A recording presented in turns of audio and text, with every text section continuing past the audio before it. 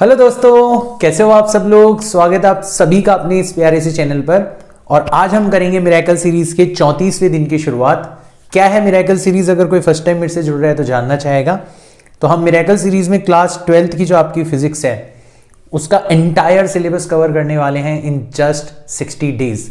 जैसे पिछले 33 दिनों में हमने सेकेंड बुक पूरी खत्म कर ली है और फर्स्ट बुक के पहले 3 चैप्टर हमने निपटा लिए हैं।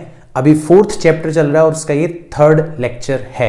आज के वीडियो के अंदर हम किस टॉपिक के बारे में बात करेंगे, हम लोग बात करेंगे basically force on a charge and it's motion in electromagnetic field. तो एक चार्ज के ऊपर इलेक्ट्रिक फील्ड फोर्स लगाती है, ये हमें पता है।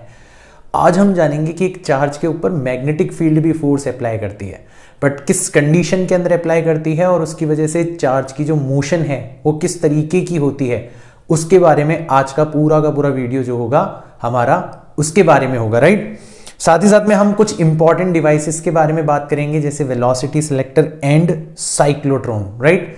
तो अगर आपको ये समझ में आ गया कि एक चार्ज के ऊपर इलेक्ट्रिक फील्ड किस तरीके से फोर्स लगाती है, जो कि आपको ऑलरेडी समझ में आ चुका है, और आज के वीडियो में आपको समझ में आ जाएगा कि मैग्नेटिक फील्ड किस तरीके से फोर्स लगाती है, तो फिर आपके लिए basically velocity selector and cyclotron जो है वो बहुत ही इंटरेस्टिंग डिवाइसेस बन जाएगी। आपका खुद का दिमाग ये कहेगा कि यार वाओ, काश हम लोगों ने ये चीजें डिजाइन करी होती।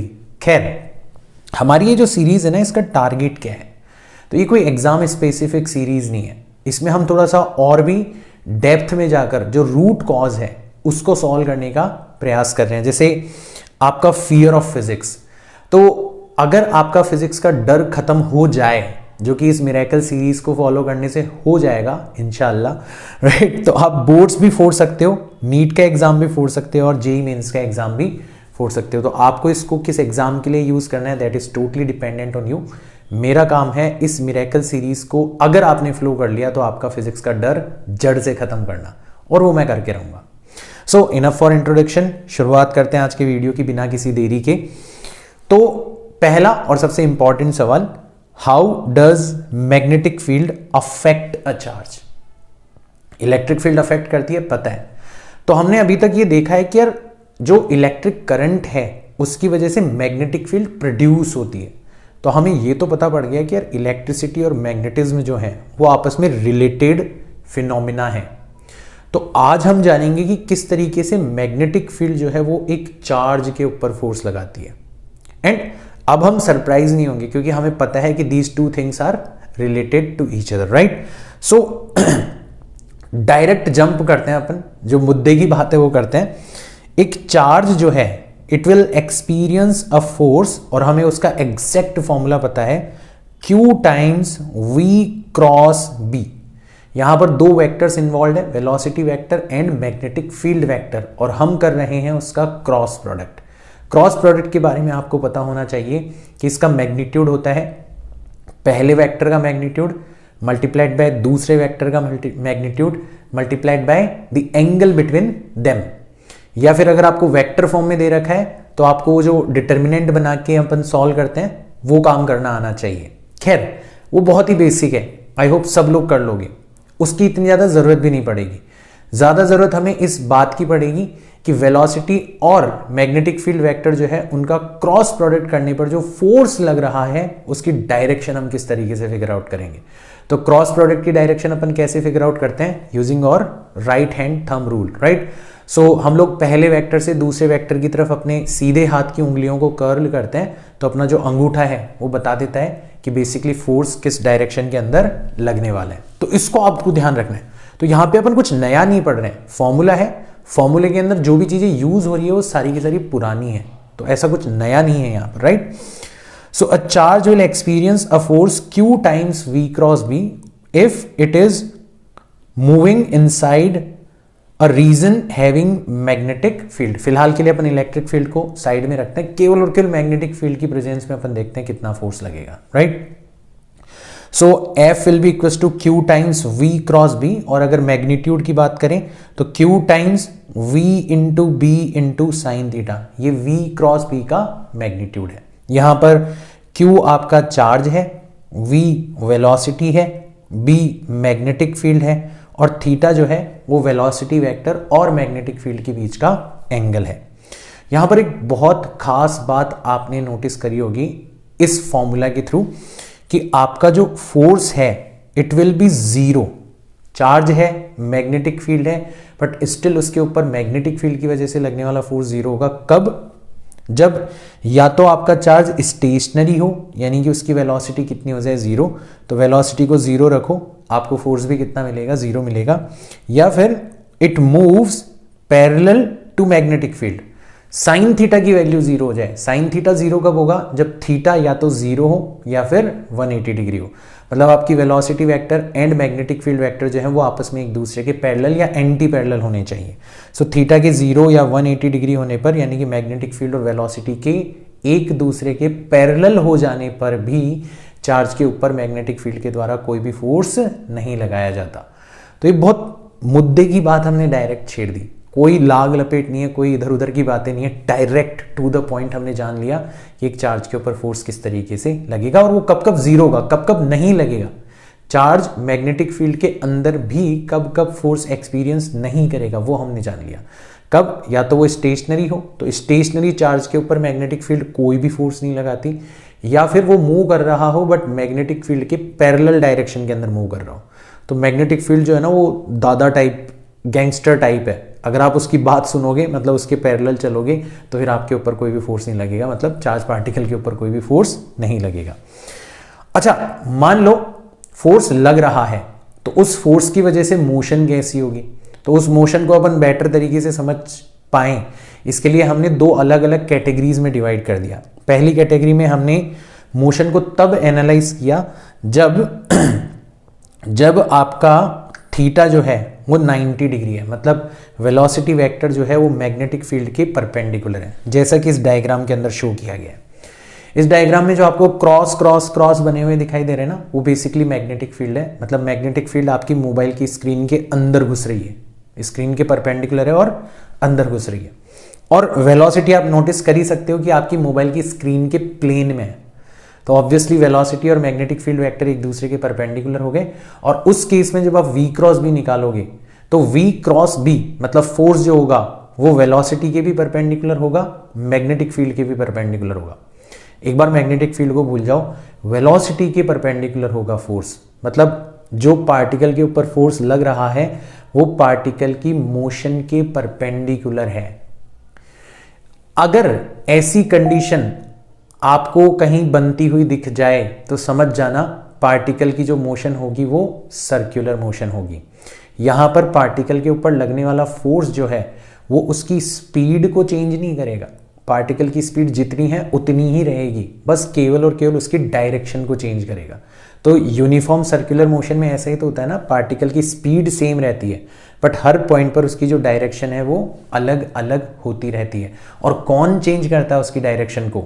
टुवर्ड्स दी सेंटर लगने वाला फोर्स, जिसको अपन सेंट्रीपिटल फोर्स बोलते हैं। तो यहां पर मैग्नेटिक फील्ड की वजह से लगने वाला जो फोर्स है वो किसकी तरह बिहेव करेगा? वो सेंट्रीपिटल फोर्स की तरह बिहेव करेगा। और पार्टिकल की मोशन कैसे पाथ के ऊपर होगी? सर्कुलर पाथ के ऊपर होगी।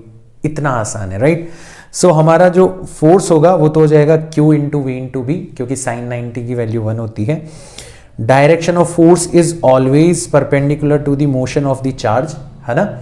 और ऐसा केवल और केवल सर्कुलर मोशन के अंदर होता है, यानी कि particle will move in a circular path. और हमें ये तक पता पड़ गया कि जो रिक्वायर्ड सेंट्रीपिटल फोर्स है, जो रिक्वायर्ड सेंट्रीपिटल फोर्स है मतलब mv²/r, वो कहां से आ रहा है? मैग्नेटिक फोर्स से। यानी कि mv²/r की value q times v times b के इक्वल हो जाएगी। यहां पे v से v को कैंसिल आउट कर सकते हो, r को उधर ले जाओ, qb को आप इधर ले आओ, तो रेडियस जो होगी वो हो जाएगी आपकी mv/qb। इसको आप मोमेंटम डिवाइडेड बाय qb भी लिख सकते हो, और मोमेंटम को आप एनर्जी की फॉर्म में भी लिख सकते हो, √2me डिवाइडेड बाय qb। तो रेडियस के आपको तीनों चारों फॉर्मूलाज जो हैं वो ध्यान में रखने हैं, ठीक है ना? इनफैक्ट कई बार है ना ये भी बोल दिया जाता है कि ये जो काइनेटिक एनर्जी आपने लिखी है ना, ये एक्सेलरेटिंग पोटेंशियल की वजह से आई है, ठीक है? तो इसको यूं भी लिखा जा सकता है √2m टाइम्स एक्सेलरेटिंग पोटेंशियल। भाई आपका चार्ज स्टेशनरी रहा होगा, आपने कुछ पोटेंशियल डिफरेंस अप्लाई किया होगा और उसकी वजह से जो इलेक्ट्रिक फील्ड प्रोड्यूस हुई होगी उसने चार्ज को एक्सेलरेट किया होगा from rest up to certain point, right, up to some kinetic energy. तो यहां पर ये फॉर्म में भी ये फॉर्मूला लिखा जाता है। तो देखो अलग अलग कॉन्टेक्स्ट में अलग अलग फॉर्मूला यूज होगा। जब एनर्जी की बात कर रहे हो तो हम ये वाला फॉर्मूला यूज करेंगे, जब एक्सेलरेटिंग पोटेंशियल की टर्म्स में बात हो रही हो तो हम ये वाला फॉर्मूला यूज करेंगे, जब मोमेंटम की टर्म्स में बात हो रही हो तो हम ये वाला फॉर्मूला यूज करेंगे, और जब मास की टर्म्स में बात हो रही हो, वेलोसिटी की टर्म्स में बात हो रही हो तो हम ये वाला फॉर्मूला यूज करेंगे।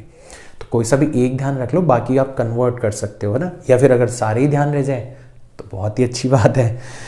हमारा टाइम पीरियड जो होता है वो किसके इक्वल होता है? टाइम पीरियड होता है total distance divided by velocity. तो एक चक्कर में टोटल डिस्टेंस कितनी हो जाएगी? सर्कमफ्रेंस के इक्वल, और उसको आपने वेलोसिटी से डिवाइड कर दिया। रेडियस की वैल्यू आपके पास में है mv अपॉन क्यूबी, तो रेडियस की जगह आपने रखा mv अपॉन क्यूबी, तो v से v कट गया, तो फाइनली टाइम पीरियड आ गया 2 पाई m अपॉन क्यूबी। एक बहुत बहुत इंपॉर्टेंट बात यहाँ पे आपको देखने को मिल रही है कि टाइम पीरियड जो है it is independent of radius as well as velocity. तो बहुत इंपॉर्टेंट है, ये काम आएगा आपके। That time period is independent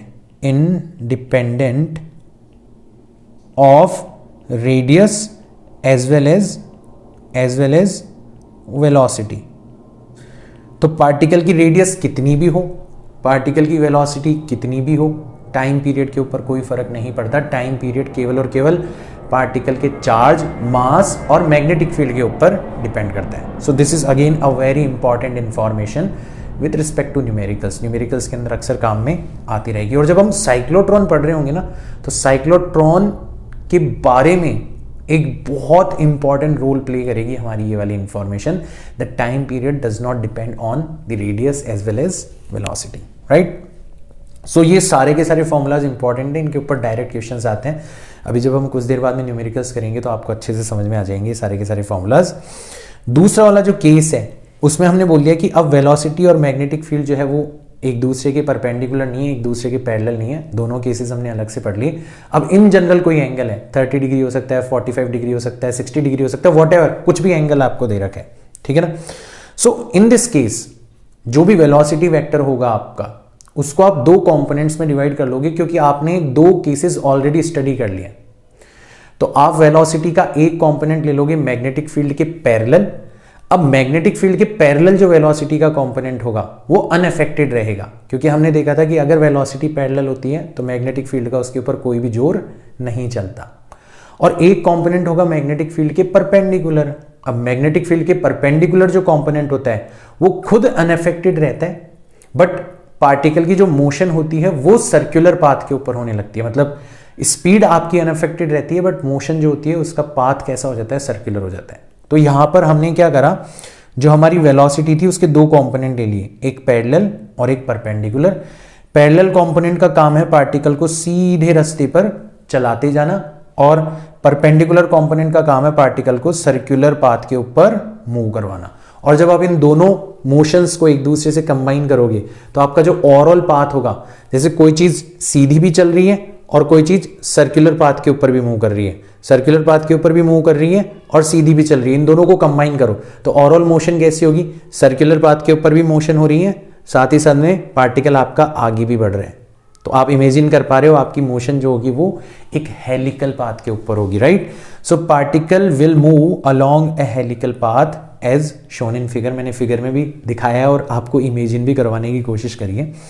क्यों? क्योंकि हमारा जो पैरेलल कंपोनेंट होगा वेलोसिटी का, है ना, मैग्नेटिक फील्ड के अलोंग जो कंपोनेंट होगा, it will be responsible for linear motion, linear path के ऊपर मोशन वो करवा रहा है। एंड परपेंडिकुलर कंपोनेंट जो होगा वो रिस्पॉन्सिबल होगा फॉर सर्कुलर मोशन। तो सर्कुलर मोशन से रिलेटेड जितनी भी जानकारियां हैं वो हमें परपेंडिकुलर कंपोनेंट से मिलेगी। हमें सर्कुलर मोशन के बारे में ऑलरेडी पता है कि रेडियस कितनी होती है। तो रेडियस हुआ करती थी m times velocity which is perpendicular to the magnetic field. तो यहां पर मैग्नेटिक फील्ड के परपेंडिकुलर वेलोसिटी नहीं है, वेलोसिटी का परपेंडिकुलर कंपोनेंट है, यानी कि v sin थीटा, ठीक है ना, v sin थीटा। तो हमारी रेडियस का फॉर्मूला हो जाएगा mv sin theta upon q b, है ना। mv की जगह आप p लिख सकते हो तो p sin theta upon QB, या p की जगह आप √2me लिख सकते हो तो √2me sin theta upon QB. तो यहाँ पे ओवरऑल आपको ये ध्यान में रखना है कि आपकी जो वेलोसिटी है इट इज नॉट परपेंडिकुलर, है ना, its perpendicular component is perpendicular to the magnetic field, right, and perpendicular component is nothing but v sin theta. तो हमें जो जो फॉर्मूलाज हमने पढ़े हैं पिछले वाले केस में, वहां पर जहां जहां पर वेलोसिटी थी वहां पर v sin थीटा हमें यूज करना है। एक खास बात मैंने आपको बताया था, टाइम पीरियड के ऊपर कोई फर्क नहीं पड़ता वेलोसिटी का, तो टाइम पीरियड का फॉर्मूला देखो अभी भी अपना वैसा का वैसा ही है, 2πm/qb, राइट। अब यहां पे लीनियर मोशन से रिलेटेड एक इंपॉर्टेंट क्वांटिटी के बारे में आपसे पूछा जा सकता है, that is called pitch. Pitch का मतलब होता है जो हेलिकल पाथ है उसके दो हेलिक्स, दो टर्न्स जो हैं उनके बीच का गैप कितना है, मतलब ये वाला पॉइंट और ये वाला पॉइंट, इन दोनों के बीच का गैप कितना है, दैट इज कॉल्ड पिच। तो पिच हम कैसे निकालेंगे, हमें एक टाइम पीरियड के बारे में पता है कितना है, 2πm/qb, और उस एक टाइम पीरियड के अंदर जो वेलोसिटी का पैरेलल कंपोनेंट है वो खींच के कितना आगे ले जाता है पार्टिकल को, that will be your pitch. तो हमने वेलोसिटी के पैरेलल कंपोनेंट को टाइम पीरियड से मल्टीप्लाई कर दिया, तो हमारा फाइनली पिच का फॉर्मूला आ गया 2πm v cos θ/qb। तो डायरेक्ट न्यूमेरिकल्स पूछे जा सकते हैं इन फॉर्मूलाज के ऊपर। याद रखो आपको ऐसा दिया जा सकता है कि मैग्नेटिक फील्ड जो है इट इज, ध्यान रखना, मैग्नेटिक फील्ड जो है इट इज सपोज करो 5 टाइम्स आई कैप टेस्ला, और वेलोसिटी जो है वो आपको दिया जा सकता है 3 times i cap plus 4 times j cap, and then आपसे पूछा जा सकता है कि बताओ पार्टिकल की रेडियस कितनी होगी, टाइम पीरियड कितना होगा, पार्टिकल की पिच कितनी होगी।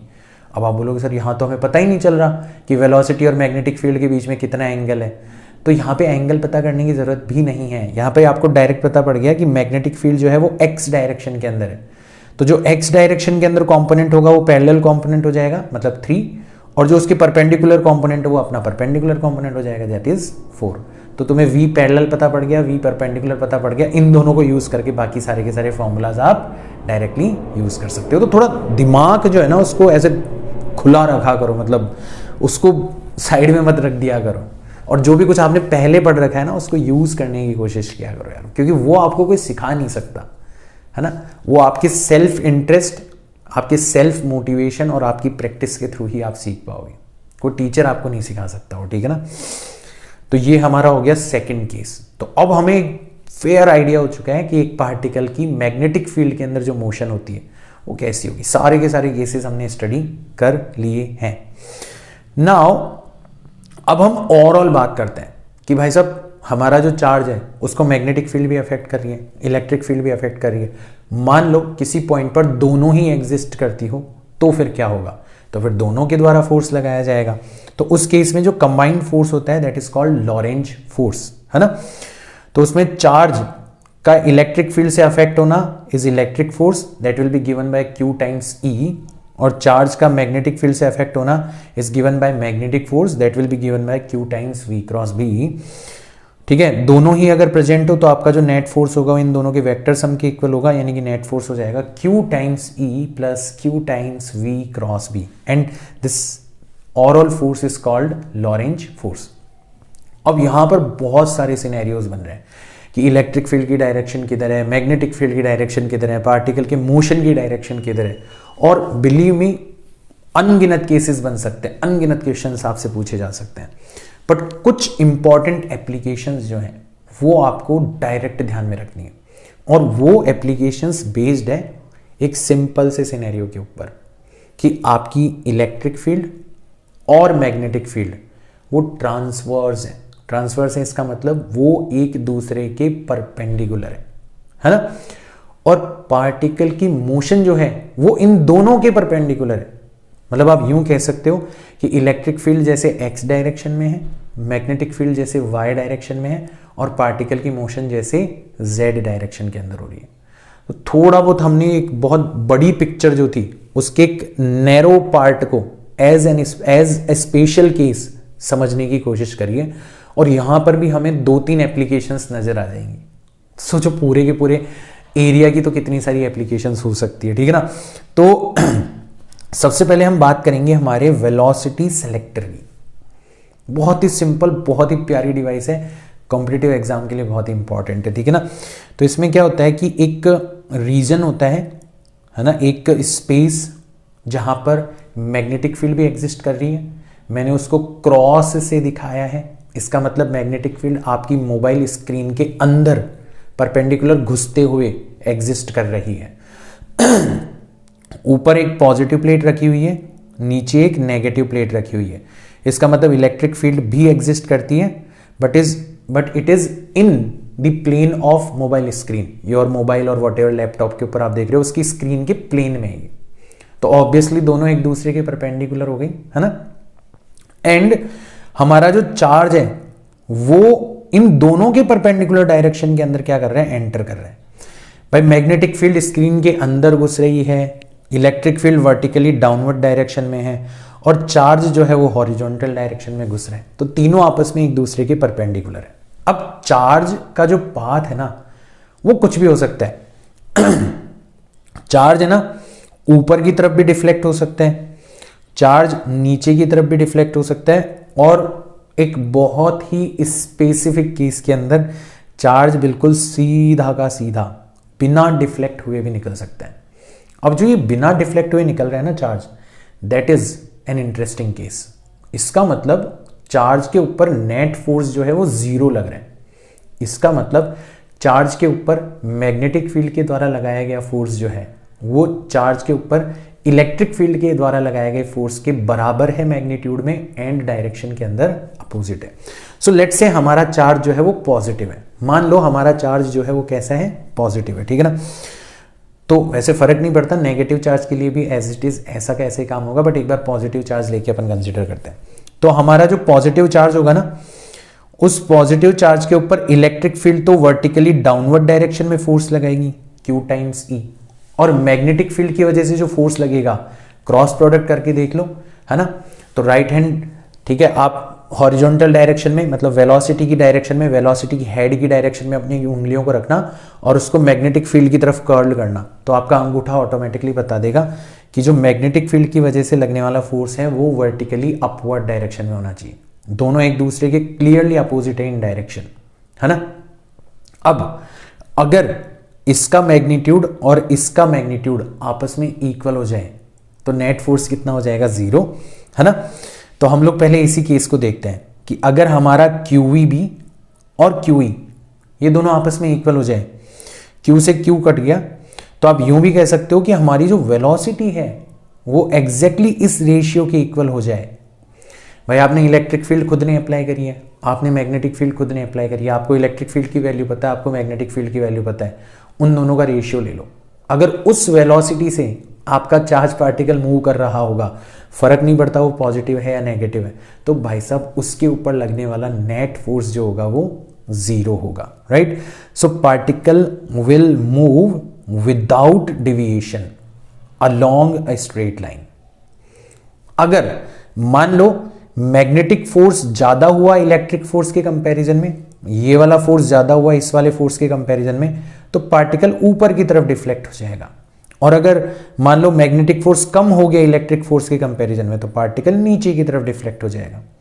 मान लो हमने यहां पर एक चार्ज कलेक्टर बना रखा है ना, तो हम देखेंगे ये वाला भी कलेक्ट नहीं हो पाएगा, ये वाला भी कलेक्ट नहीं हो पाएगा, केवल और केवल वो ही चार्ज यहां पर कलेक्ट हो पाएंगे जिनकी velocity exactly E divided by B के इक्वल है।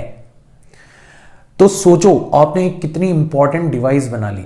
आपने सपोज करो बहुत सारे चार्जेस जो हैं मोशन कर रहे हैं और सबकी वेलोसिटी अलग अलग है, चार्जेस भी अलग अलग है, उनका मास भी अलग अलग है, उनके ऊपर जो अमाउंट ऑफ चार्ज है वो भी अलग अलग है, उनके ऊपर जो चार्ज की पोलैरिटी है वो भी अलग है, और उनकी वेलोसिटीज भी अलग अलग है। अब आपको उनमें से केवल और केवल वो चार्जेस छांटने हैं जिनकी कुछ स्पेसिफिक वेलोसिटी है, वो आप डिसाइड करोगे। तो आप क्या करो, जानबूझ के इलेक्ट्रिक फील्ड और मैग्नेटिक फील्ड इस तरीके से ट्यून करो कि E और B का जो रेशियो है वो आपकी उस स्पेसिफिक वेलोसिटी के इक्वल हो जाए। तो फिर ये जो चार्जेस की भीड़ एंटर कर रही है, इसमें से केवल और केवल आपकी डिजायर्ड वेलोसिटी वाले चार्ज जो हैं वो ही फिल्टर होके बाहर निकलेंगे, बाकी सारे के सारे डिविएट हो जाएंगे। So you can select the charges with specific velocity. So that's why this device is called velocity selector. बहुत ही इंपॉर्टेंट है, राइट। एंड बहुत ही ब्यूटीफुल एप्लीकेशन है। सोचो मतलब कितना ज़बरदस्त काम हमने कर लिया यार, हमने इतना मतलब प्रिसाइजली पता लगा लिया कि चार्ज जो है वो कब किस तरीके से मोशन करेंगे तो उनके ऊपर नेट फोर्स कितना होगा, और नेट फोर्स अगर ज़ीरो होगा तो किस तरीके से हम उसको यूज़ कर सकते हैं, अप्लाई कर सकते हैं हमारी डे टू डे लाइफ की प्रॉब्लम्स को सॉल्व करने के लिए, ठीक है ना। अब आपको कुछ स्पेसिफिक स्पीड वाले चार्जेस ही क्यों चाहिए होते हैं, वो एक बाद की बात है। बहुत सारी एप्लीकेशंस है वहाँ पर हमें ऐसा चाहिए होता है कि कुछ स्पेसिफिक, कुछ खास वेलोसिटी वाले चार्जेस ही हमें चाहिए होते हैं, वो भी देखेंगे अपन कभी ना कभी तो, राइट। नाउ कम्स और second application that is called cyclotron, so cyclotron is also a similar device. Similar device का मतलब है जैसी हमने अभी वेलोसिटी सेलेक्टर वाली डिवाइस देखी थी, कुछ वैसी की वैसी डिवाइस है हमारी साइक्लोट्रॉन। बस वेलोसिटी सेलेक्टर के अंदर मैग्नेटिक फील्ड और इलेक्ट्रिक फील्ड दोनों कांस्टेंट थी, टाइम के ऊपर डिपेंड नहीं करती थी।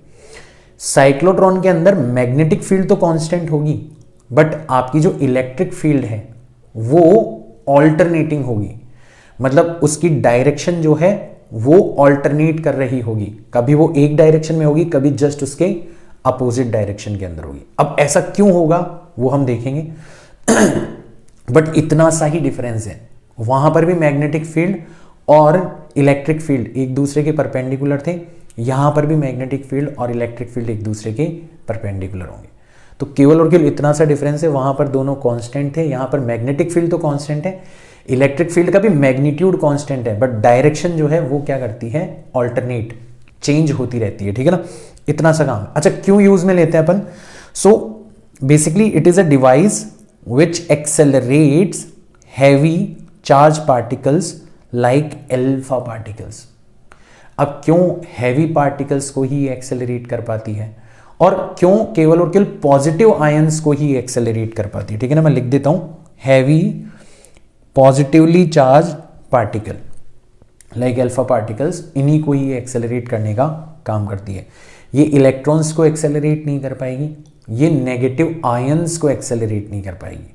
उसका मैं कारण बताऊंगा, पहले आप ये देखो कि साइक्लोट्रॉन वर्क कैसे करता है। तो एप्लीकेशन हमें पता पड़ गई, राइट। सो इस डिवाइस के अंदर मैग्नेटिक फील्ड जो होती है उसका काम होता है चार्ज को गोल गोल सर्कुलर पाथ के अंदर घुमाना। सो मैग्नेटिक फील्ड जो है it keeps the charge particle moving in circular path, है ना। और इलेक्ट्रिक फील्ड का काम होता है उस पर्टिकुलर चार्ज पार्टिकल की एनर्जी को और उसका जो सर्कुलर पाथ है उसकी रेडियस को इंक्रीज करना, क्योंकि हमने देखा था रेडियस डायरेक्टली प्रोपोर्शनल हुआ करती थी रूट ऑफ एनर्जी की। तो अगर एनर्जी बढ़ाओगे तो रेडियस भी बढ़ेगी। तो मैग्नेटिक फील्ड का काम है सर्कुलर पाथ के अंदर घुमाना, और इलेक्ट्रिक फील्ड का काम है उसकी एनर्जी को बढ़ाना, उसकी रेडियस को बढ़ाना। तो ओवरऑल मोशन कैसी होगी, स्पाइरल मोशन होगी, सर्कुलर मोशन भी हो रही है, साथ ही साथ में रेडियस भी बढ़ती चली जा रही है ना, साथ ही साथ में रेडियस भी बढ़ती चली जा रही है। तो ऐसी मोशन होगी उसकी। तो यहां पर शो भी कर रखा है, देखो सर्कुलर मोशन भी हो रही है, साथ ही साथ में रेडियस जो है वो आपकी बढ़ती चली जा रही है। अच्छा, ऐसा हमने क्यों करा? आप बोलोगे सर अगर हमें चार्ज पार्टिकल को एक्सेलरेट ही करना था तो हमने क्यों इतनी कॉम्प्लिकेटेड डिवाइस बनाई? हम डायरेक्ट इलेक्ट्रिक फील्ड के थ्रू ही तो एनर्जी दे रहे हैं, हम इलेक्ट्रिक फील्ड के थ्रू एक्सेलरेट कर लेते हैं। लेकिन सोचो, इलेक्ट्रिक फील्ड के थ्रू अगर आप किसी चार्ज पार्टिकल को एक्सेलरेट करोगे तो चार्ज पार्टिकल स्ट्रेट लाइन के अंदर मोशन करेगा। स्ट्रेट लाइन के अंदर मोशन करेगा तो सोचो बहुत ज्यादा स्पेस एक्वायर करेगा। और अगर इसी स्ट्रेट लाइन को, भाई पाथ तो आपको उतना ही कवर करवाना है ना एक्सेलरेट करने के लिए, ठीक है ना। तो जैसे मान लो, एक तो मैं कहूं कि आपके पास में 10 मीटर की डोरी है, तो एक तो आप उसको बिल्कुल सीधा पकड़ के रखो, और अगर मान लो उसको कम स्पेस के अंदर आपको रखना है तो आप क्या करते हो, उसको स्पाइरल एक के ऊपर एक के ऊपर एक के ऊपर एक लपेट के एक छोटा सा, इतना सा, ठीक है ना, वो बना के मेरे को दे दोगे गट्ठर। तो यहां पर भी वही काम है कि हम चार्ज पार्टिकल को एक्सेलरेट करना चाहते थे। ऑब्वियसली चार्ज पार्टिकल को इलेक्ट्रिक फील्ड ही एक्सेलरेट कर रही है, मैग्नेटिक फील्ड का कोई लेना देना नहीं है, क्योंकि मैग्नेटिक फील्ड की वजह से तो जो फोर्स लगता है वो परपेंडिकुलर डायरेक्शन में लगता है। उसका काम काइनेटिक एनर्जी को चेंज करना नहीं होता, उसका काम होता है केवल और केवल वेलोसिटी की डायरेक्शन को चेंज करना। काइनेटिक एनर्जी के ऊपर कोई फर्क नहीं पड़ता। तो यहां पर भी चार्ज पार्टिकल को एक्सेलरेट तो इलेक्ट्रिक फील्ड ही कर रही है, बट हमने मैग्नेटिक फील्ड का सहारा लिया है ताकि चार्ज पार्टिकल को एक स्ट्रेट पाथ के ऊपर ना मूव करना पड़े, एक बहुत ज्यादा स्पेस एक्वायर करने की जरूरत ना पड़े। ये जो काम है ये बहुत ही छोटे से स्पेस के अंदर हो जाए, ठीक है। So I hope you must understand this यार, दिस इज वेरी इंपॉर्टेंट। ऐसी चीजें अगर आप समझोगे ना, और ये कोई नहीं बताएगा आपको, डायरेक्ट सब कुछ साइक्लोट्रॉन वगैरह पढ़ू के चले जाएंगे, but nobody will tell you कि हम क्यों कर रहे हैं ये काम। जब हमें एक्सेलरेट करना था इलेक्ट्रिक फील्ड के थ्रू कर सकते थे, तो क्यों मैग्नेटिक फील्ड का यूज किया, क्यों स्पाइरल पाथ के अंदर मूव करवाया चार्ज को। So just think about it, बहुत बहुत इंपॉर्टेंट होती है ये सारी की सारी चीजें, राइट। अच्छा, यहां पर हमें है ना एक बहुत इंपॉर्टेंट कॉन्सेप्ट की जरूरत पड़ेगी, that is called synchronisation.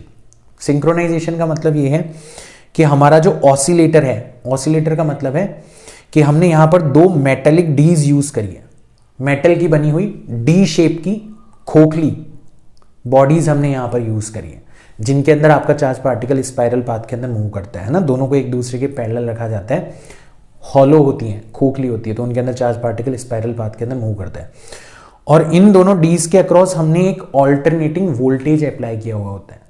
Alternating voltage का मतलब यह है जिसकी पोलैरिटी चेंज हो रही हो, तो कभी ये वाली डी पॉजिटिव होगी, ये नेगेटिव होगी, और कुछ टाइम बाद में देखोगे तो ये नेगेटिव हो जाएगी और ये पॉजिटिव हो जाएगी, ठीक है। यानी कि अगर जब ये पॉजिटिव होगी, ये नेगेटिव होगी, तो बीच में इलेक्ट्रिक फील्ड इस डायरेक्शन के अंदर एग्जिस्ट करेगी, है ना। और अगर मान लो ये नेगेटिव हो जाए और ये पॉजिटिव हो जाए, तो फिर इलेक्ट्रिक फील्ड इस डायरेक्शन के अंदर एग्जिस्ट करने लगेगी। तो यही तो मैंने आपको बताया था कि इलेक्ट्रिक फील्ड की डायरेक्शन क्या होती रहती है, चेंज होती रहती है ऑल्टरनेटिवली। तो ये काम किया जाता है एक ऑसिलेटर के द्वारा। ऑसिलेटर का मतलब है एक ऑल्टरनेटिंग वोल्टेज सप्लाई, है ना। सो हमने एक ऑसिलेटर यहां पर यूज किया है, जिसको हमने दोनों मेटेलिक डीज से कनेक्ट किया है। It is basically a high voltage AC supply, है ना। इसकी जो फ्रीक्वेंसी है, इसकी जो फ्रीक्वेंसी है वो हमारे चार्ज पार्टिकल की फ्रीक्वेंसी से एग्जैक्टली मैच करनी चाहिए, एग्जैक्टली मैच करनी चाहिए। क्यों मैच करनी चाहिए? देखो, शुरुआत में हमारा चार्ज पार्टिकल रेस्ट पर है, अगर वो रेस्ट पर है तो मैग्नेटिक फील्ड उसके ऊपर कोई भी फोर्स नहीं लगाएगी, बट जैसे ही इसको इलेक्ट्रिक फील्ड मिलेगी, ये मूव करना स्टार्ट होगा, और जैसे ये मूव करना स्टार्ट होगा, इसके ऊपर मैग्नेटिक फील्ड फोर्स लगाने लगेगी, और मैग्नेटिक फील्ड फोर्स लगाएगी तो इसका पाथ कैसा हो जाएगा, सर्कुलर हो जाएगा। तो फिर ये सर्कुलर पाथ के अंदर मूव करने लगेगा। अब ये जब आधा चक्कर लगा के यहां पर आएगा, है ना, तो सोचो ये पॉजिटिव थी पहले डी, और ये नेगेटिव थी, और इलेक्ट्रिक फील्ड इस डायरेक्शन के अंदर एग्जिस्ट कर रही थी। अब ये यहां पर आएगा, ये खुद एक पॉजिटिव चार्ज है, तो इसको अपने सामने किस प्रकार की डी दिखाई दे रही है, पॉजिटिवली चार्ज डी। तो आप तो एनर्जी देना चाहते थे, यहां पर तो रिपल्शन होने लगेगा, एनर्जी जितनी मिली है बेचारे चार्ज को वो वापस से छीन ली जाएगी। तो आप ऐसा कभी नहीं चाहते, आप तो चाहते हो कि चार्ज की एनर्जी कंटिन्यूसली बढ़ती जाए। तो आप क्या करोगे, जैसे ही ये आधा चक्कर काट के यहां पर आएगा, आप इसकी पोलैरिटी को रिवर्स कर दोगे, आप नेगेटिव डी बना दोगे इसको, और पॉजिटिव डी बना दोगे इसको, और ये काम आप किसके थ्रू करोगे, ऑसिलेटर के थ्रू करोगे। तो जितनी देर में चार्ज पार्टिकल अपना आधा चक्कर पूरा करता है, उतनी ही देर में आपके ऑसिलेटर का भी आधा चक्कर पूरा हो जाना चाहिए, मतलब पोलैरिटी दोनों डीज के ऊपर रिवर्स हो जानी चाहिए। अब आपको लगेगा सर ये तो बहुत मुश्किल नहीं हो गया, क्योंकि शुरुआत में छोटा आधा चक्कर है तो शायद हो सकता है कम टाइम लग रहा हो, बाद में बड़ा आधा चक्कर होगा, फिर और बड़ा आधा चक्कर होगा, फिर और बड़ा आधा चक्कर होगा, तो टाइम तो मेरे हिसाब से बढ़ता चला जाना चाहिए। फिर मैं आपकी खोपड़ी के ऊपर ऐसे मारूंगा एक धम्म करके, और फिर आपको याद दिलाऊंगा कि टाइम पीरियड जो था वो पार्टिकल की रेडियस के ऊपर डिपेंड नहीं करता था। तो आपको एक बार ही ये सिंक्रोनाइजेशन करना है, एक बार ही आपको डिसाइड करना है कि आपको जो चार्ज पार्टिकल है उसकी फ्रीक्वेंसी को एक बार ही ऑसिलेटर की फ्रीक्वेंसी से मैच करवाना है। बार बार चार्ज पार्टिकल अपनी फ्रीक्वेंसी और टाइम पीरियड चेंज नहीं करता, तो obviously and thank God oscillator की भी फ्रीक्वेंसी आपको चेंज करने की जरूरत नहीं पड़ेगी। सो this is the principle of cyclotron, working principle of cyclotron. तो मैंने ये सब कुछ लिखा नहीं है ना, ये सब कुछ आपको समझाने की कोशिश करिए। आपको भी इसको ऐसे कहीं बुक वुक में से पढ़ना नहीं है, समझो और अपनी टर्म्स के अंदर लिखने की कोशिश करो, समझाओ, किन्हीं दोस्तों को समझाओ। जब आप किसी को समझाते हो ना, तो आपकी खुद की समझ बढ़ती चली जाती है, तो वो करो, वो बहुत इंपॉर्टेंट है, ठीक है ना, बजाय रट्टा मारने के। तो यहाँ पे कुछ चीज़ें जो हैं वो हमें क्लियर हो गई। सबसे पहले तो हमें सिंक्रोनाइज्ड स्टेट की ज़रूरत पड़ेगी, मतलब हमारे पार्टिकल की जो फ्रीक्वेंसी है वो ऑसिलेटर की फ्रीक्वेंसी से मैच करनी चाहिए। है ना। और पार्टिकल की फ्रीक्वेंसी कितनी होती है, टाइम पीरियड का उल्टा, टाइम पीरियड था 2πm/qb, तो फ्रीक्वेंसी हो जाएगी qb डिवाइडेड बाय 2πm। तो देखो जिस चार्ज को हम एक्सेलरेट करना चाहते हैं उसके चार्ज और उसके मास और जो मैग्नेटिक फील्ड हमने यहां पर अप्लाई करी है यूजिंग 2 इलेक्ट्रोमैग्नेट्स, स्ट्रॉन्ग इलेक्ट्रोमैग्नेट्स, इन तीनों के द्वारा आप डिसाइड कर सकते हो, मतलब आपको चार्ज दे दिया गया है, चार्ज दे दिया गया इसका मतलब आपको उसका चार्ज मिल गया, उसका मास मिल गया, और आपको मैग्नेटिक फील्ड दे दी गई है कि कितनी मैग्नेटिक फील्ड आप साइक्लोट्रॉन के अंदर अप्लाई करने वाले हो। तो यू कैन इजीली डिसाइड कि आपके चार्ज पार्टिकल की फ्रीक्वेंसी कितनी होगी। फिर आपको उतनी ही फ्रीक्वेंसी का ऑसिलेटर यूज करना होगा ताकि आपका साइक्लोट्रॉन सिंक्रोनाइज्ड स्टेट के अंदर वर्क कर सके। चलो मान लो कि आपका साइक्लोट्रॉन सिंक्रोनाइज्ड स्टेट के अंदर है, आपने ये सारी की सारी कैलकुलेशन कर ली, फ्रीक्वेंसी एग्जैक्टली सेट कर दी, है ना। तो अब आपकी जो रेडियस होगी वो हो जाएगी mv/qb, यानी कि √2me/qb। इसका मतलब अगर एनर्जी बढ़ेगी तो आपकी रेडियस भी बढ़ेगी, और एनर्जी तो बढ़ रही है। क्यों? क्योंकि हर चक्कर के अंदर 2 बार आपका चार्ज पार्टिकल इलेक्ट्रिक फील्ड के द्वारा धक्का लगाया जा रहा है।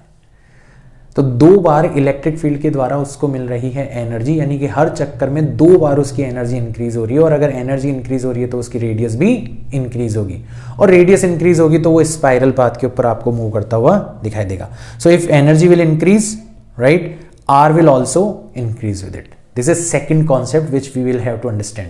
You will never forget cyclotron. यार किसी ने साइक्लोट्रॉन आपको इस तरीके से नहीं पढ़ाया होगा जितना आपको मैं आज पढ़ाने की कोशिश कर रहा हूं। बहुत बड़ा हवा बना के रखते हैं इसको, बहुत बड़ा, कुछ नहीं है ऐसा, आपके सामने है सब कुछ, ठीक है ना। अच्छा मान लो रेडियस बढ़ती चली जा रही है, बढ़ती चली जा रही है, बढ़ती चली जा रही है, तो ज्यादा से ज्यादा रेडियस कितनी हो सकती है? उतनी तो हो सकती है ना जितनी हमने डीज यूज करी है ना। तो हमारी जो मैक्सिमम रेडियस हो सकती है वो बेसिकली हो सकती है रेडियस ऑफ डीज, है ना, जिसको हमने आर मान लिया। और इतनी रेडियस होते होते हमारी एनर्जी जो होगी वो मैक्सिमम एनर्जी होगी। भाई उससे ज़्यादा एनर्जी तो आप दे नहीं सकते, क्योंकि फिर फाड़ के निकल जाएगा आपका चार्ज पार्टिकल बाहर, और वो आप चाहते नहीं हो। तो आपकी जो मैक्सिमम एनर्जी आप चार्ज पार्टिकल को दे सकते हो वो किसके इक्वल हो जाएगी? q² b² r² divided by twice of m। तो मैक्सिमम एनर्जी डिपेंड करती है कि आपकी मैक्सिमम रेडियस कितनी है, आपकी डीज की जो रेडियस है वो कितनी है ना। उसके बेसिस पे आप आसानी से डिसाइड कर सकते हैं। अच्छा, मैक्सिमम एनर्जी को पाने तक आपका चार्ज पार्टिकल कितने रोटेशंस कंप्लीट कर चुका होगा? तो देखो मैक्सिमम एनर्जी इसको मिली है वो बेसिकली कहां से मिली है? ऑसिलेटर से। ऑसिलेटर का मतलब है जो पोटेंशियल डिफरेंस आपने अप्लाई किया है, जो इलेक्ट्रिक फील्ड आपने प्रोड्यूस करी है। और अगर मान लो आपने V पोटेंशियल डिफरेंस अप्लाई किया है और Q चार्ज है, तो कितनी एनर्जी मिलती है? Q times V। और मैंने बताया था एक चक्कर में 2 बार एनर्जी मिल रही है। तो मान लो आपके n रोटेशंस कंप्लीट हुए हैं और एक रोटेशन में 2 बार एनर्जी मिली है, तो टोटल एनर्जी कितनी मिलेगी आपको? n times 2qv। और यही आपकी मैक्सिमम एनर्जी के इक्वल हो जानी चाहिए, है ना। So this maximum energy is nothing but number of rotations times energy gain in each rotation. तो यहां से आप n की वैल्यू निकाल सकते हो, which will be E max divided by 2qv। और E max की वैल्यू आपके पास में ऑलरेडी है, वो रखोगे तो आपको कैपिटल N की वैल्यू मिल जाएगी Q times b² r² divided by 4m times the oscillator potential difference. So ये जो डायरेक्ट मैंने फॉर्मूलाज बताए हैं ये एज अ क्वेश्चन भी आ जाते हैं, इनके ऊपर न्यूमेरिकल्स भी आ जाते हैं डायरेक्ट, और बोर्ड्स की जो तैयारी कर रहे हैं उनको ये डायरेक्ट एनालिसिस डिराइव करने के लिए भी कहा जाता है। ये एक्सप्लेनेशन जो साइक्लोट्रॉन का मैंने दिया है ये आपके बहुत बहुत काम आएगा। इसको अगर आपने नहीं समझा तो एक बार प्लीज रिवाइज करके दोबारा से सुनना, है ना, क्योंकि बिल्कुल आसान डिवाइस है। अदरवाइज आप केवल और केवल इसके हवे के अंदर डरते रहोगे और कभी भी इसको ढंग से समझ नहीं पाओगे, ठीक है ना। अब ये सारा काम हो गया। मैंने आपको बताया था कि साइक्लोट्रॉन जो है ना वो इलेक्ट्रॉन को एक्सेलरेट नहीं कर पाता या फिर नेगेटिव आयंस को एक्सेलरेट नहीं कर पाता। अब भाई साहब ये क्यों? यहां पे तो सारा का सारा काम चार्ज की वजह से हो रहा है, और इलेक्ट्रॉन के पास में भी चार्ज है और नेगेटिव आयंस के पास में भी चार्ज होता है, उनको क्यों नहीं एक्सेलरेट कर पाएगा? तो सबसे पहले इलेक्ट्रॉन की कहानी सुनो। भाई इलेक्ट्रॉन को इसलिए एक्सेलरेट नहीं कर पाएगा क्योंकि इलेक्ट्रॉन जो है ना वो बहुत ही हल्का पार्टिकल है।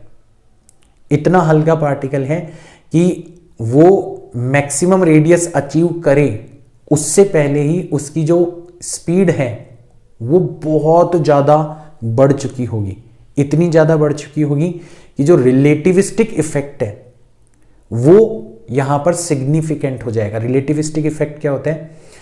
मास जो है वो एब्सोल्यूट क्वांटिटी नहीं है, वो डिपेंड करती है कि आपका पार्टिकल किस स्पीड से मूव कर रहे हैं। सोचो, हमने ये चीज फर्स्ट चैप्टर में भी पढ़ी थी जब हम लोग इनवेरिएंस ऑफ चार्ज के बारे में बात कर रहे थे कि चार्ज जो है वो एक इनवेरिएंट क्वांटिटी है, बट मास जो है वो वेरी करता है according to the speed of the particle. तो इलेक्ट्रॉन की स्पीड अगर आप बहुत ज्यादा बढ़ा दोगे तो उसका मास जो है वो सिग्निफिकेंटली चेंज हो जाएगा। और मास के चेंज होने से क्या होगा? तो आपने नोटिस किया था कि हमारी जो ऑसिलेटर फ्रीक्वेंसी जो आपने सेट करी है वो मास के ऊपर डिपेंड करती थी। अगर आपका मास चेंज हो जाएगा तो आपकी फ्रीक्वेंसी चेंज हो जाएगी।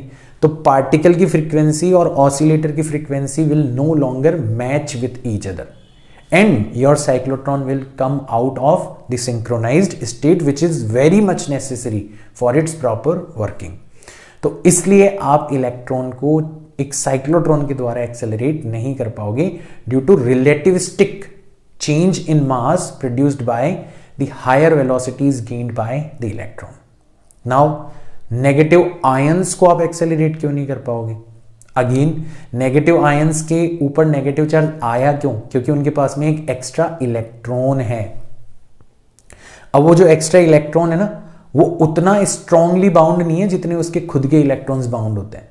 तो आप जब बहुत ज्यादा हायर वेलोसिटीज पे ले जाओगे नेगेटिवली चार्ज्ड आयन को तो दो पॉसिबिलिटीज होंगी, या तो वो जो इलेक्ट्रॉन उसके पास में एक्स्ट्रा था वो एस्केप कर जाएगा and your negatively charged ion will be no longer negatively charged ion, फिर वो न्यूट्रल हो जाएगा, तो फिर पूरा ही पूरा काम खत्म हो गया। या फिर इलेक्ट्रॉन जो है अगर मान लो साथ में भी रहता है तो उसका जो रिलेटिविस्टिक मास है वो अगेन एक इंपॉर्टेंट रोल प्ले करने लगेगा and that will B not good for your overall right motion. ठीक है ना? तो बेसिकली तो आप ये ध्यान रखना कि इससे नेगेटिव पार्टिकल्स को एक्सेलरेट नहीं किया जा सकता। अगर हल्के हैं तो रिलेटिविस्टिक इफेक्ट्स की वजह से, और अगर भारी हैं तो इलेक्ट्रॉन्स के एस्केप कर जाने की वजह से। ठीक है ना? तो ये हो गई हमारी पूरी की पूरी कहानी कि एक चार्ज पार्टिकल के ऊपर मैग्नेटिक फील्ड जो है वो किस तरीके से फोर्स अप्लाई कर सकती है। अब इसके ऊपर बहुत इंटरेस्टिंग न्यूमेरिकल्स पूछे जा सकते हैं, तो हम धड़ाधड़ कुछ न्यूमेरिकल सॉल्व करते हैं ताकि आपको जो भी कुछ मैंने पढ़ाया है उसके ऊपर फुल कॉन्फिडेंस आ जाए कि यार अब हमें कोई सा भी क्वेश्चन दे दो हम तैयार हैं। और मैंने जैसा कि आपको बताया मिरेकल सीरीज का कोई भी वीडियो देखने के बाद में ना उस टॉपिक के ऊपर भूखे शेर की तरह हमला कर दिया करो, अपने सारे दोस्तों को चैलेंज दे दिया करो कि भाई साहब हमें इस टॉपिक के ऊपर कोई सा भी क्वेश्चन दे दो, हम लोग कर देंगे, क्योंकि हमने मिरेकल सीरीज के अंदर वीडियो देखा है इस पर्टिकुलर टॉपिक के ऊपर। चलो करते हैं कुछ क्वेश्चंस। तो पहला क्वेश्चन लेते हैं हम लोग, proton and an alpha particle are separately projected in a region where a uniform magnetic field exist. तो इनको मैग्नेटिक फील्ड के अंदर भेजा जा रहा है। The initial velocities are perpendicular to the direction of magnetic field, यानी कि सर्कुलर मोशन होगी, ये भी हमें पता पड़ गया। वेलोसिटी जो है वो परपेंडिकुलर है मैग्नेटिक फील्ड की। If both the particles move along circles of equal radii, दोनों की रेडियस जो है वो सेम है, the ratio of momentum of proton to alpha particle is. तो देखो प्रोटॉन की जो रेडियस होगी वो हो जाएगी प्रोटॉन का मोमेंटम डिवाइडेड बाय प्रोटॉन का चार्ज। प्रोटॉन का चार्ज कितना होता है? एक इलेक्ट्रॉन के चार्ज के बराबर, टाइम्स मैग्नेटिक फील्ड। हमने फॉर्मूला देखा था R is equal to mv upon QB या P अपॉन क्यूबी, देखा था ना हमने फॉर्मूला। चलो वही वाला फॉर्मूला काम आ रहा है। Now what is the radius of alpha particle? It is momentum of alpha particle divided by charge of alpha particle. अब अल्फा पार्टिकल का चार्ज होता है ट्वाइस ऑफ इलेक्ट्रॉन्स के बराबर, एंड मैग्नेटिक फील्ड दोनों के लिए ही सेम बताई गई है क्वेश्चन के अंदर। क्वेश्चन के अंदर यह भी कहा गया है कि Rp और R अल्फा आपस में इक्वल है, मतलब momentum of proton divided by E times B and momentum of alpha particles divided by twice of E time B, ये आपस में बराबर है।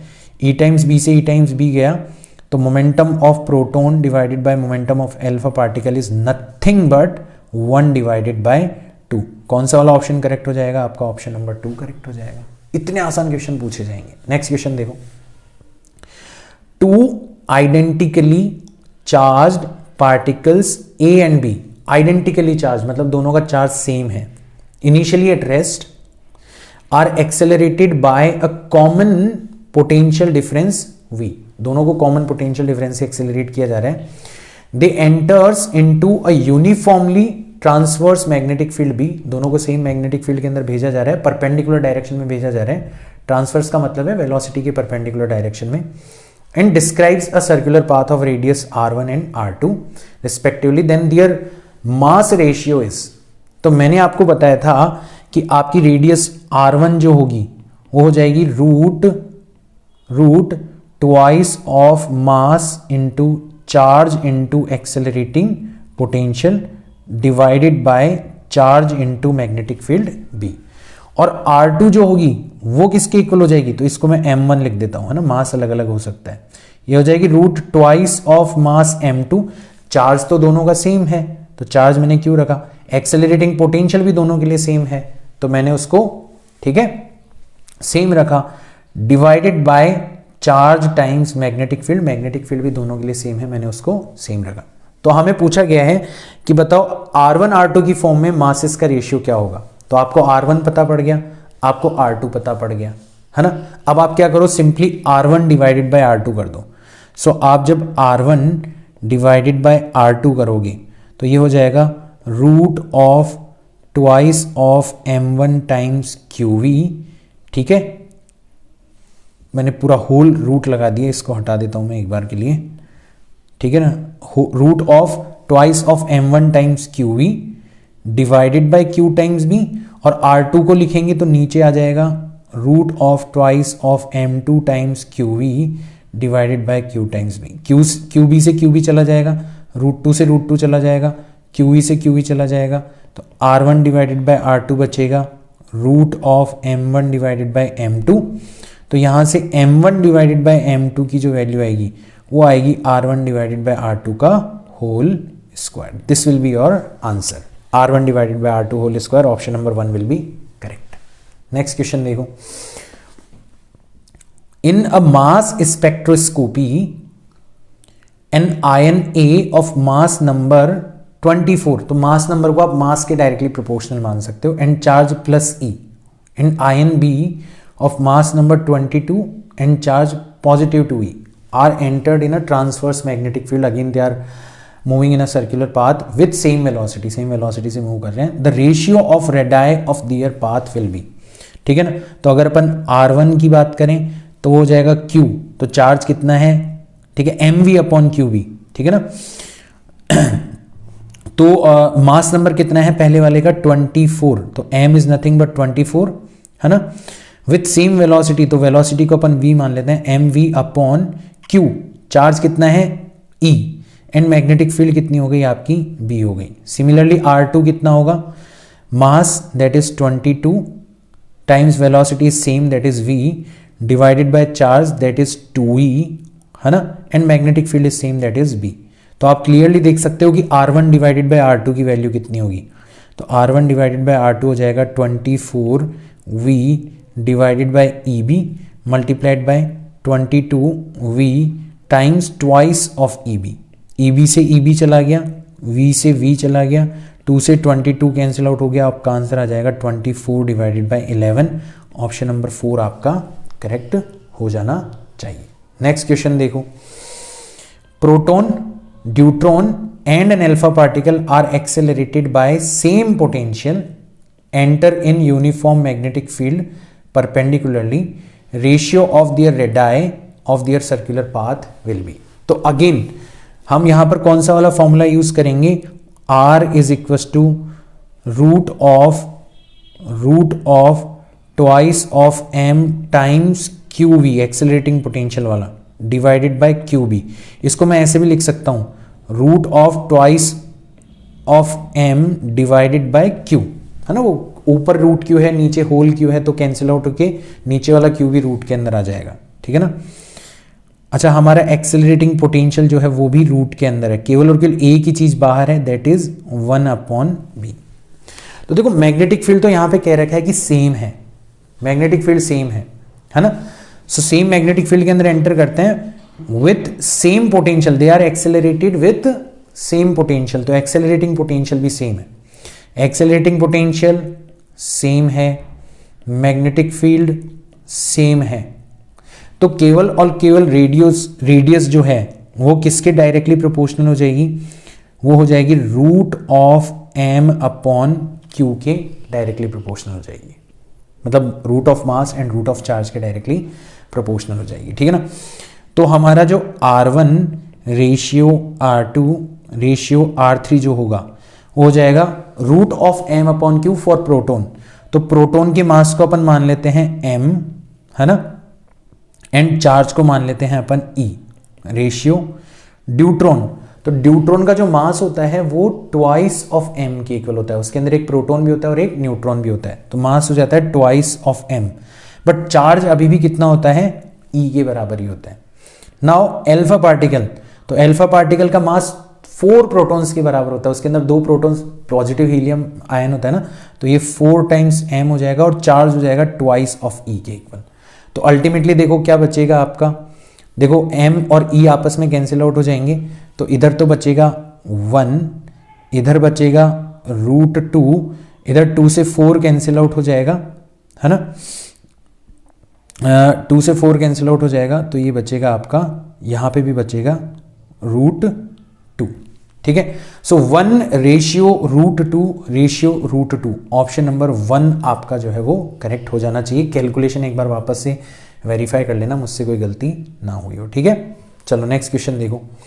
Under the influence of uniform magnetic field charge particle is moving in a circle of radius r and constant speed v, the time period of the motion is, मैंने आपको बताया था time period clearly ना तो radius के ऊपर depend करता है, ना स्पीड के ऊपर डिपेंड करता है, ना एनर्जी के ऊपर डिपेंड करता है। सो डिपेंड्स ऑन रेडियस गलत, डिपेंड्स ऑन वेलोसिटी गलत, depends on both r and v गलत, is independent of both r and v, option number 4 हमारा क्या हो जाएगा, करेक्ट हो जाएगा, ठीक है ना। In a mass spectrometer used for measuring the masses of ions, the ions are initially accelerated by potential V and then made to describe semicircular paths of radius r using a magnetic field B. V and B are kept constant. The ratio of charge on the ion and mass of the ion will be directly proportional to.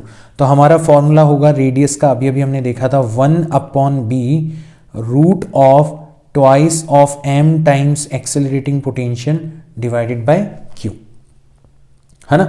तो हमें किसका ratio निकालना है, charge on the ion and mass of the ion, तो दोनों तरफ square कर देते हैं, तो ये बन जाएगा r square b square, capital R लिख देता हूं मैं इसको क्योंकि कैपिटल R दे रखा है हमें, capital R square b square is equal to twice of m into accelerating potential divided by q, तो q डिवाइडेड बाय m जो है, मतलब charge to the mass ratio जो है q डिवाइडेड बाय m, वो हो जाएगा आपका twice of accelerating potential divided bye r square times b square.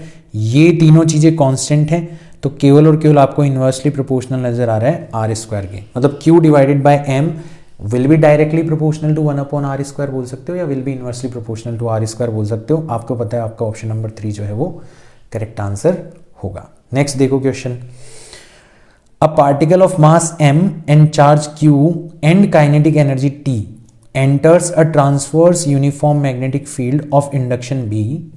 After 3 seconds kinetic energy of the particle will be, मैंने आपको डायरेक्ट बताया कि आपके मैग्नेटिक फील्ड के द्वारा लगाया गया जो फोर्स है वो केवल और केवल किसको चेंज करता है, डायरेक्शन ऑफ वेलोसिटी को चेंज करता है, वेलोसिटी को चेंज नहीं करता, उसके मैग्नीट्यूड को चेंज नहीं करता, मतलब काइनेटिक एनर्जी को चेंज नहीं करता। तो 3 सेकंड या 300 सेकंड बाद में भी देखोगे ना आपको पार्टिकल सर्कुलर पाथ के अंदर मूव करता हुआ दिखाई देगा, but with same kinetic energy, तो आपका ऑप्शन नंबर 1 करेक्ट हो जाना चाहिए, ठीक है। ये देखो, proton carrying 1 mega electron volt kinetic energy is moving in a circular path of radius r in a uniform magnetic field. What should be the energy of an alpha particle to describe a circle of same radius in the same field?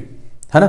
तो proton is carrying, तो सबसे पहले proton के बारे में बात करते हैं। तो प्रोटॉन की जो रेडियस हो जाएगी वो हो जाएगी एनर्जी की फॉर्म में लिख रहे हैं अपन, root of twice of proton का मास ले लेते हैं m, एनर्जी कितनी है 1 मेगा इलेक्ट्रॉन वोल्ट, अभी कन्वर्ट मत करो क्योंकि आंसर भी हमें मेगा इलेक्ट्रॉन वोल्ट के अंदर देना है, डिवाइडेड बाय प्रोटॉन का चार्ज कितना होता है 1 इलेक्ट्रॉन के बराबर टाइम्स मैग्नेटिक फील्ड।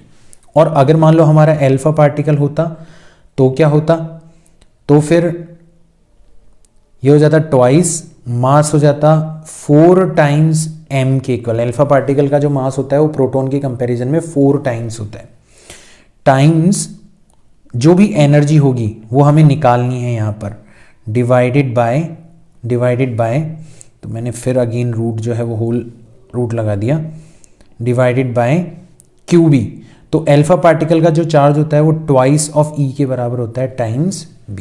अब हमें कह रखा है कि ये दोनों आपस में इक्वल है, तो इन दोनों को आपस में इक्वल कर दो, तो ये हो जाएगा twice of m times 1 mega electron volt divided by, यार बार बार मैं ये पूरे पे लगा रहा हूँ पता नहीं क्यों, divided by EB is equal to root of twice of 4m times E हमें निकालना है, divided by twice of EB।